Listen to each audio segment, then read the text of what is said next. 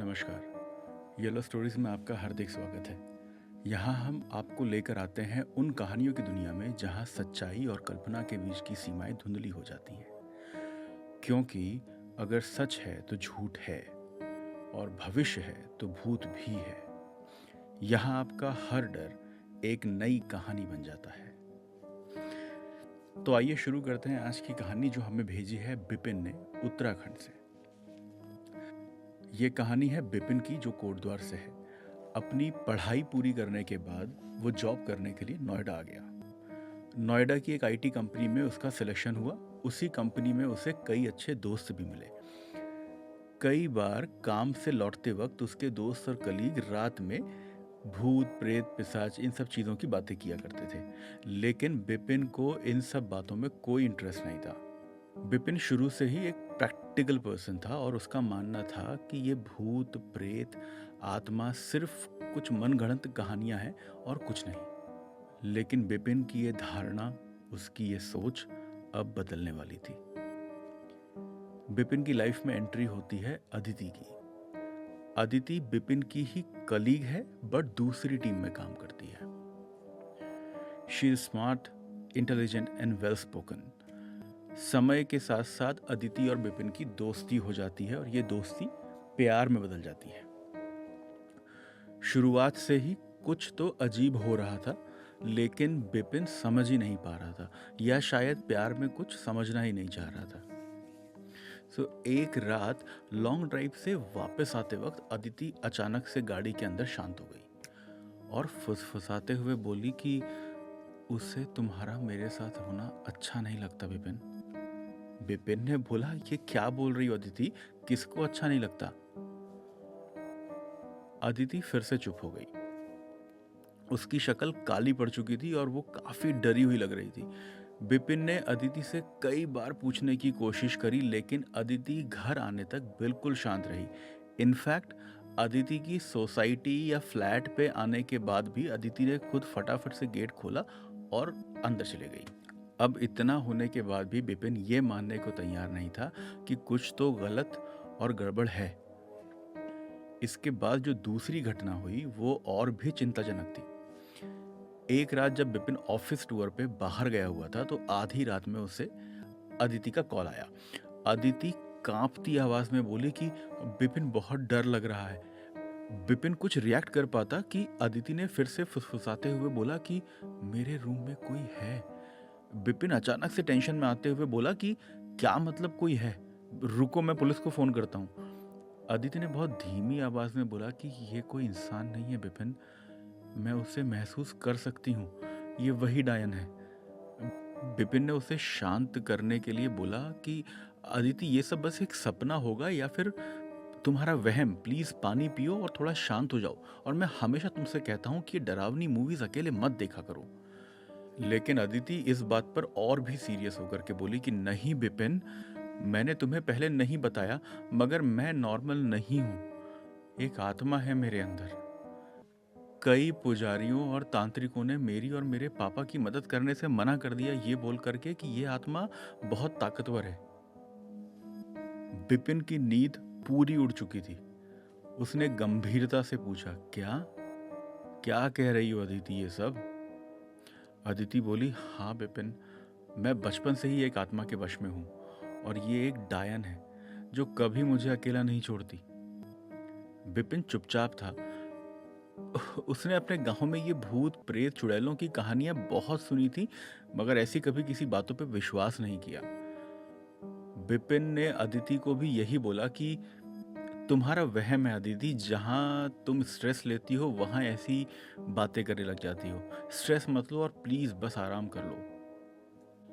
But Aditi अपनी बात पे अड़ी रही। उसने बोला कि बिपिन, मैंने उसे महसूस किया है और अभी भी कर सकती हूँ। इतना कह के अदिति रोने लगी। बात को खत्म करते हुए बिपिन ने अदिति को प्रॉमिस किया कि वो हमेशा उसके साथ ही रहेगा और वो दोनों मिलके इसका कुछ हल निकाल लेंगे। वो अदिति से इतना प्यार करने लगा था कि उसे अपने और अदिति के बीच वो काला साया दिख ही नहीं रहा था। मगर कुछ दिनों में ये सब भी बदलने वाला था। बिपिन काफी समय से अदिति को कोटद्वार अपने परिवार से मिलाना चाहता था। और अब तो उसे ये भी उम्मीद थी कि कोटद्वार में समय बिताने से शायद अदिति का ये वहम भी दूर हो जाए। अदिति ने कोटद्वार जाने के लिए हाँ बोल दिया, लेकिन वो अभी भी घबराई हुई थी। नोएडा से कोटद्वार के रास्ते में बिपिन ने कई बार अदिति से बात करने की कोशिश करी, लेकिन अदिति पूरे रास्ते भर चुपचाप बैठी रही।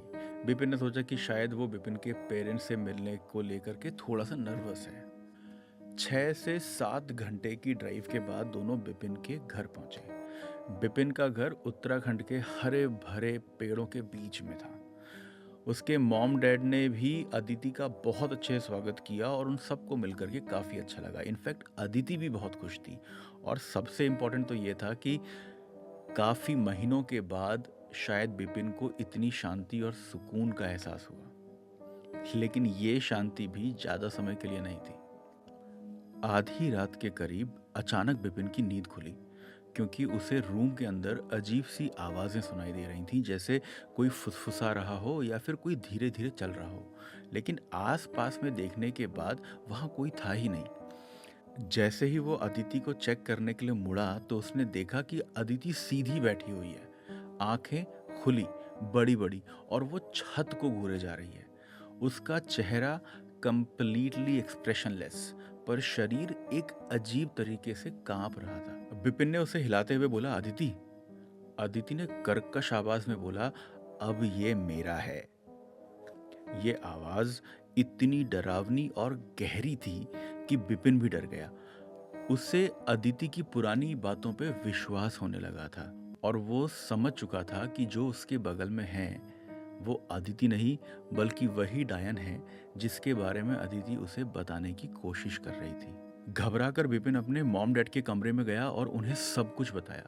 बिपिन के फादर ने एक गांव के ही जाने मारे तांत्रिक को बुलाया, जो अगले 1 घंटे में उसके घर भी पहुंच गए। तांत्रिक ने आते ही अदिति के चारों तरफ तिल के दानों से एक चक्र या घेरा बनाया और कुछ मंत्र पढ़ने लगा। अदिति लगातार चिल्ला रही थी। अदिति की आवाज के साथ एक अजीब सी वही कर्कश आवाज मिक्स हो गई थी और वो तांत्रिक के ही मंत्रों को रिपीट कर रही थी। ये देखकर तांत्रिक का चेहरा भी थोड़ा उतर गया था, क्योंकि वो समझ गया था कि ये आत्मा काफी शक्तिशाली है और ऐसी आत्मा का सामना इससे पहले उस तांत्रिक ने भी कभी नहीं किया था। तभी अचानक अदिति ने अपना सर बिपिन की तरफ घुमाया और डरते हुए बहुत धीरे से बोली, ये तुम्हें अपने साथ ले जाना चाहती है। बिपिन के हाथ पांव ठंडे पड़ गए थे। वहां तांत्रिक अपने मंत्र पढ़े जा रहे थे, लेकिन क्लियर था कि उन मंत्रों का इस डायन पे कोई असर नहीं हो रहा था। फिर अचानक कुछ अप्रत्याशित हुआ। बिपिन की छोटी बहन प्रिया, जो अपने कमरे में थी, गुस्से से भरी हुई बाहर आई। उसकी आंखों में इतना गुस्सा बिपिन और उसके परिवार ने पहले कभी नहीं देखा था।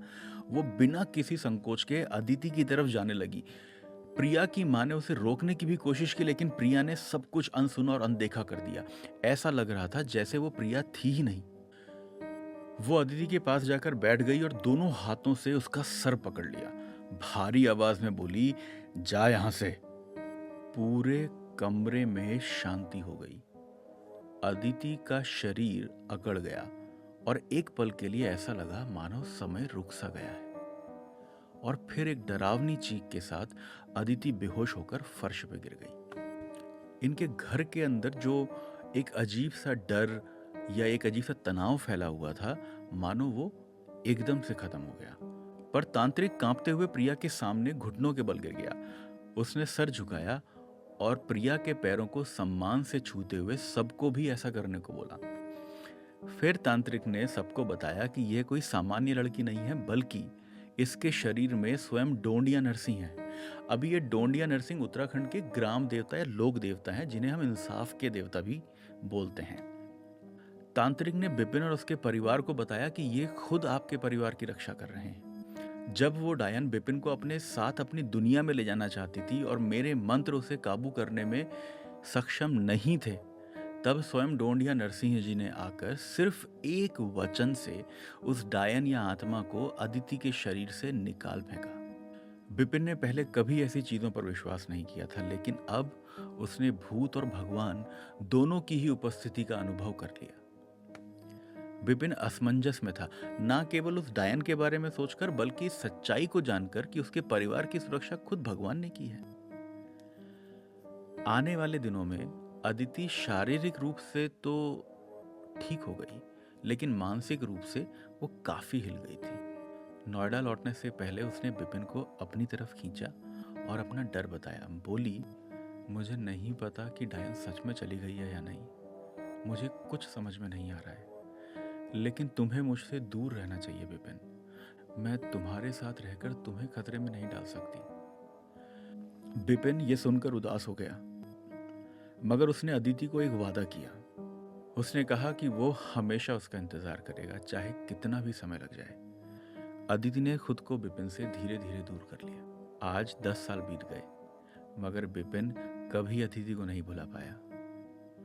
वो नोएडा में रहता है, काम करता है और इंतजार के साथ उम्मीद करता है कि एक दिन अदिति उसके पास वापस आएगी। ये थी विपिन और अदिति की कहानी। आपका इस कहानी में शामिल होने के लिए बहुत धन्यवाद। जल्द ही मिलेंगे ऐसी ही किसी और सच्ची कहानी के साथ। तब तक के लिए शुभ रात्रि, नमस्कार।